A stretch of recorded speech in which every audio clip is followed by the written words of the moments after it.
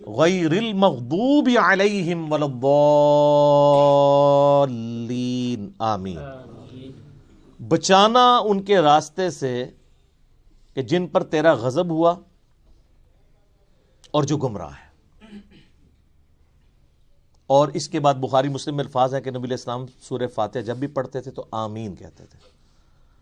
آمین آہستہ آواز میں, اونچی آواز میں, یہ بھی اختلاف ہے. بہرحال امام ترمذی نے پوری بحث کی ہے جس میں انہوں نے یہی راجح قول اختیار کیا ہے کہ جو جہری نمازیں ہیں ان میں آمین اونچی کہی جائے گی اور جو زور اثر کی نمازیں ہیں اس میں آمین آہستہ کہی جائے گی. بہرحال آمین کہنا سنت ہے. یہ آمین قرآن کا حصہ نہیں ہے, اسی لیے سورہ فاتحہ جب قرآن میں لکھی ہوتی ہے کبھی غور سے آپ نے دیکھا نہیں وہاں آمین نہیں لکھی ہوتی, کیونکہ وہ نماز یعنی نماز میں سنت ہے, قرآن کا حصہ نہیں ہے. اور بخاری مسلم کے الفاظ ہیں کہ اس وقت فرشتے بھی آمین کہتے ہیں, اور جب امام آمین کہتا ہے تو جس کی آمین فرشتوں کے ساتھ مل جائے اللہ تعالیٰ اس کی مغفرت فرما دیتا ہے. اسی لیے اس چیز کا اہتمام کیا جاتا ہے کہ آپ ولضالین سے پہلے پہلے شامل ہو جائیں.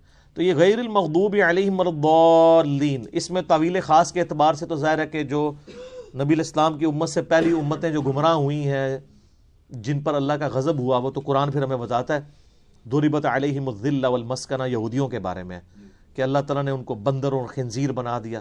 کونوا قردۃ خاسئین, ان پر ذلت اور رسوائی اور غریب الوطنی مسلط کر دی, وہ آج تک مسلط ہے. اور ضالین گمراہ ہوئے لوگ وہ نصارہ ہیں کہ جن کے پاس یعنی سب کچھ شغف تھا معاملات میں لیکن غلو کیا دین کے معاملے میں, گمراہی کا راستہ اختیار کیا, باتیں بہت کی. حضرت عیسیٰ کو مانا لیکن ان کو ڈیوینٹی میں کلیم کر دیا.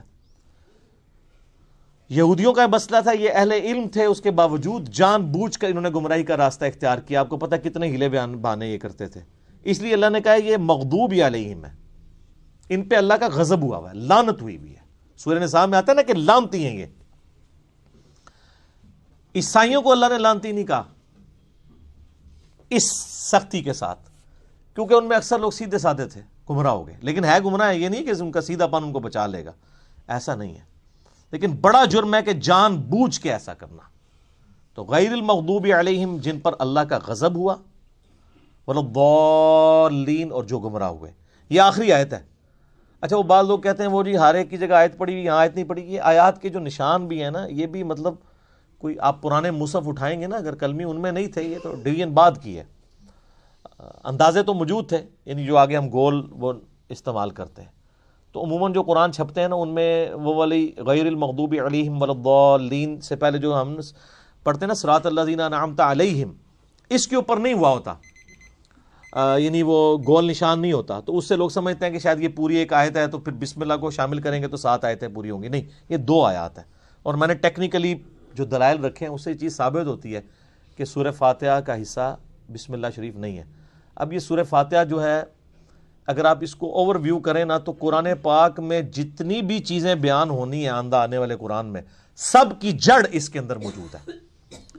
اسلام کے بنیادی 3 عقائد کون سے ہیں؟ عقیدہ توحید, عقیدہ رسالت اور عقیدہ آخرت. یہی ہے نا, یہ 3 عقیدے سورہ فاتحہ میں موجود ہیں.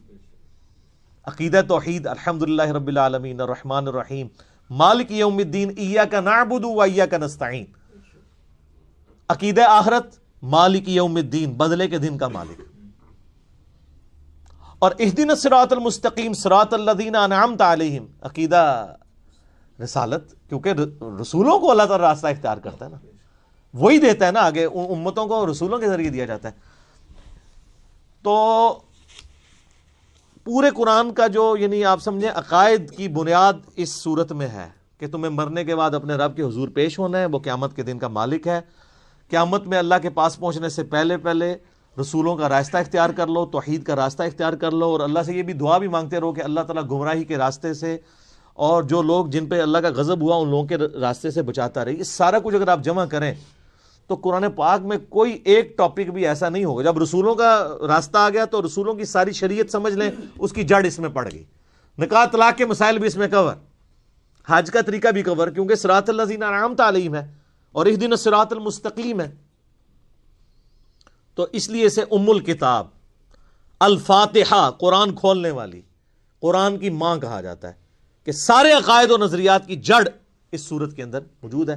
انشاءاللہ تعالیٰ اگلی دفعہ ہم سورۃ البقرہ کا آغاز کریں گے۔